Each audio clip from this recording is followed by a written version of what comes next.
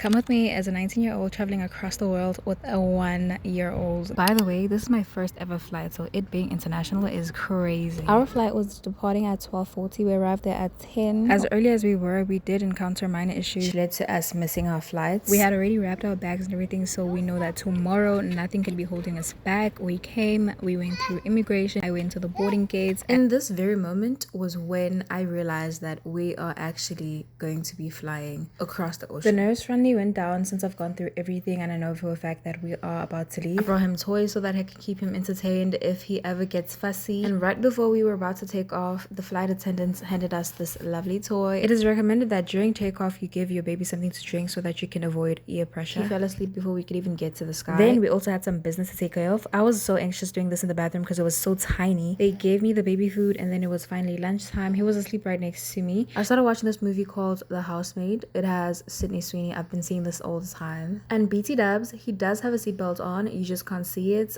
We did request for a bassinet, but like I think it's too big for a bassinet now. We opted for the seat next to us. Dinner came around, he nibbled on my sandwich. Well, it's actually pie, but they called it a sandwich. And he drank some juice and went to sleep again. Touchdown Qatar. We landed in Doha International Airport and followed the transfer sign so that we can get to our gates for our connecting flights. We headed to gate B8. By the way, this airport is so pretty. I also double checked our boarding time so that I could get to business before we can leave. I changed the baby, freshened up. Then I went down to business feeding him because I knew my goal for this flight was for him to sleep the entire 8 hours. It was already past his bedtime in South Africa, so I was like, nah, he has to sleep. He finished the remaining half of the first bottle, and then I popped out a new one, which he finished too. So I knew that he was about to get a long ass rest. But to ensure that, I had to get him tired. I had to let him walk around and get his legs working. Then we boarded our flight. See you on the next one.